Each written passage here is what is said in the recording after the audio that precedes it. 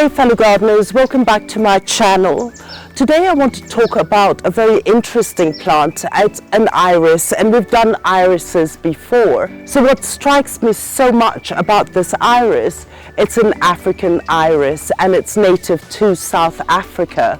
It's called a deets bicolor, and it has this most beautiful flowers, yellow with little three little dots of brown, and it's a must-have in your garden. My name is Alice and I'm the Red Soil Gardener. Let's learn to propagate this iris.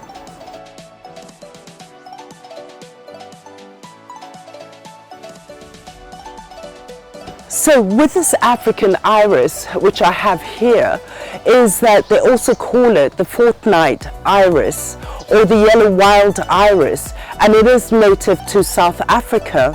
Now the thing is, as we've talked before about irises, is that basically what happens is that you get a rhizome like this, and that's where all the shoots will come out of the rhizome. But what is so particular about this plant is that the stem is the stalk stem for the flowers actually comes at the base here from the rhizome attached, and that's where you will get your flowers. And what happens also is that when it does flower, this stem stalk, you get something that looks like this, and at every junction, like here or there, that's where your flowers will come from. So when you do actually prune your stalks, make sure you do not touch this stem stalk, because that's where the baby's flowers come from, and these are all there.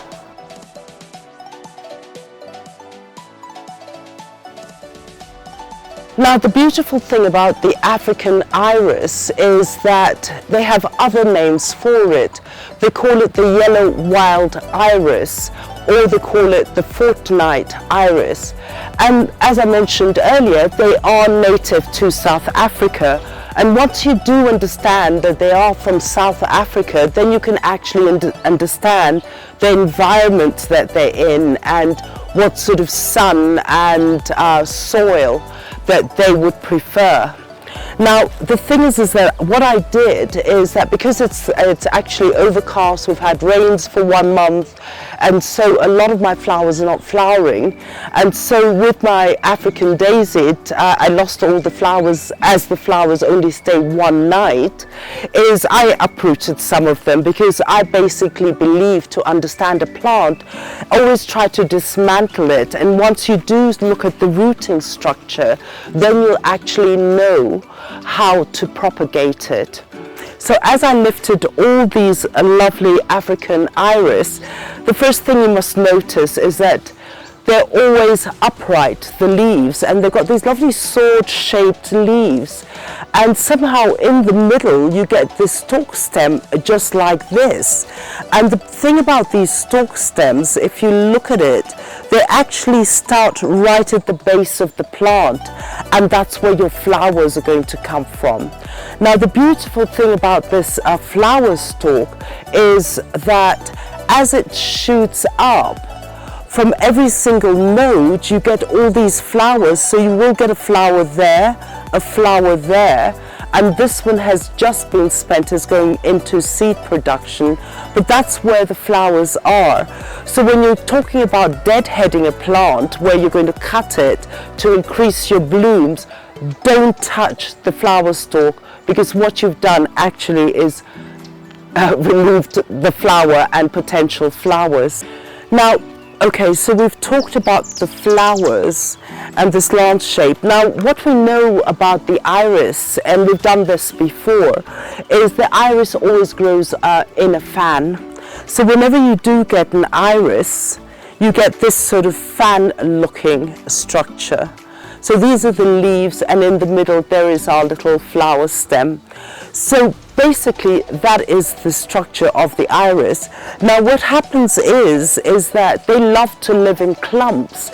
So if you do have an iris, let's assume an African iris, and you have it in a pot, what happens is, out of the rhizome, which is this rootstock here, is where all these fans come from.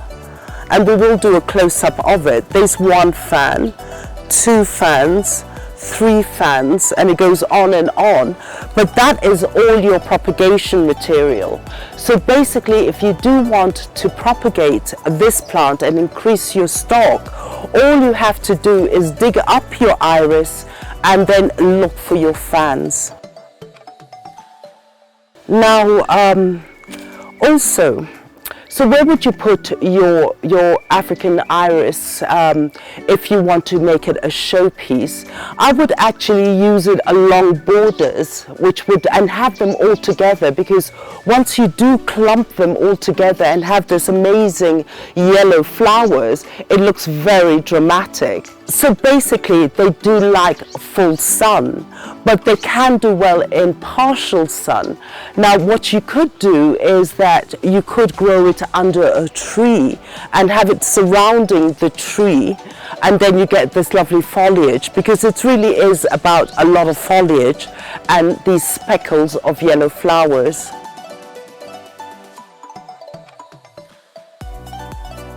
So let's look at all these conditions for our African iris. Now, seeing that it does come from South Africa, is that in the end, when you do actually do propagation, of course, we know you have to keep the soil moist.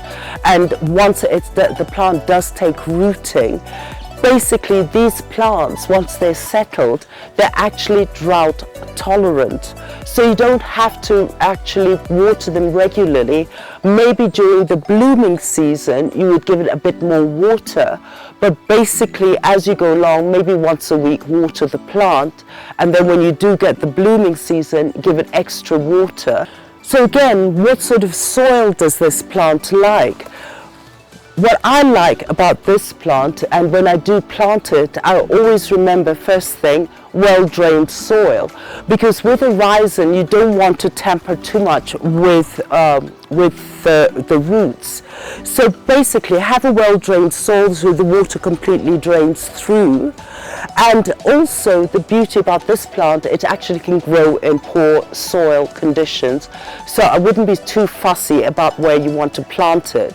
You may get a situation that the soil is a clay soil, but all you need to do is actually add a bit of compost to make it a bit more well draining. If you do live in Europe, is that basically with this plant is that if you are in a colder plant, that's a colder country, is that first of all, they don't really like cold. So if you do actually go into winter, because they do, first of all, they do bloom through spring right out to fall. Now once the winter does set in, after the first frost, before the first frost happens, I would actually dig them up and use this opportunity to actually divide your plants and increase your stock. And with the overwinter preparation, then you take the plant and keep it in a frost-free environment, either in a basement or in your garage. And then what you could do is that in spring, when you see it starting to sprout, the new growth coming up, then you start slowly introducing it into your garden after the last frost.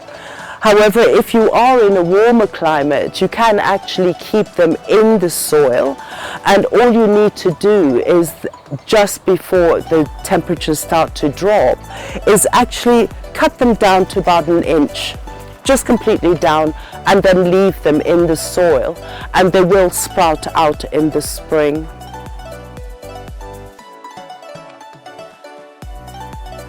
What I'm going to show you is just a quick propagation of our African iris, and what I'm going to try to do in this case is these flower stalks, if they are finished, I mean if they're spent and I don't need them, I will remove them, but I will leave some of these flower stalks that are about to flower. So what I'm going to do is actually simple. I take my plant and just separate it, just like that. This can go.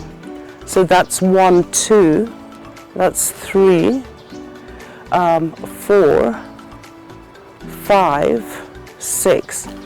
Again, with this, because we want to increase our stock, all you do, pull it from the rhizome just like that.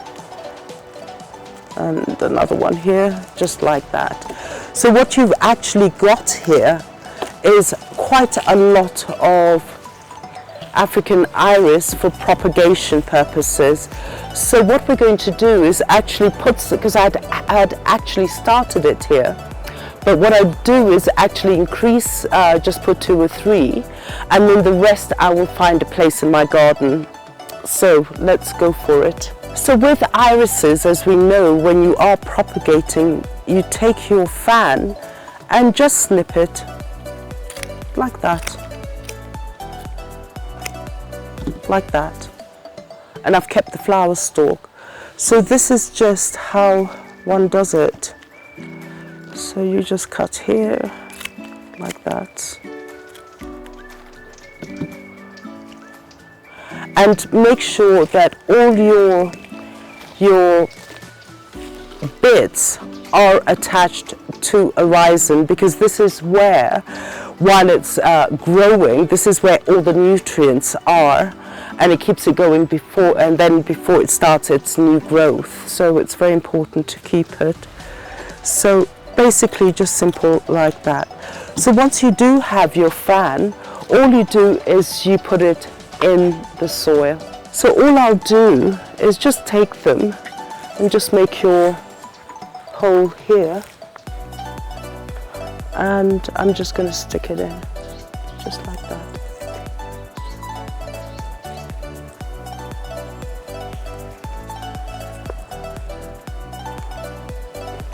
In some cases, when you're dealing with an iris, is sometimes you do leave bits of the rhizome above the surface in order for it to get sun, but it depends how you want to do it. And I'm going to remove this a bit. I'm going to use the scissors.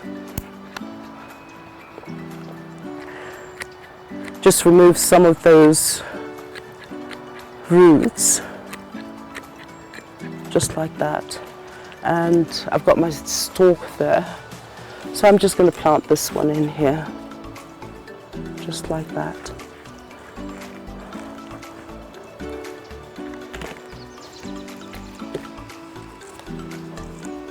Get it really nice and deep.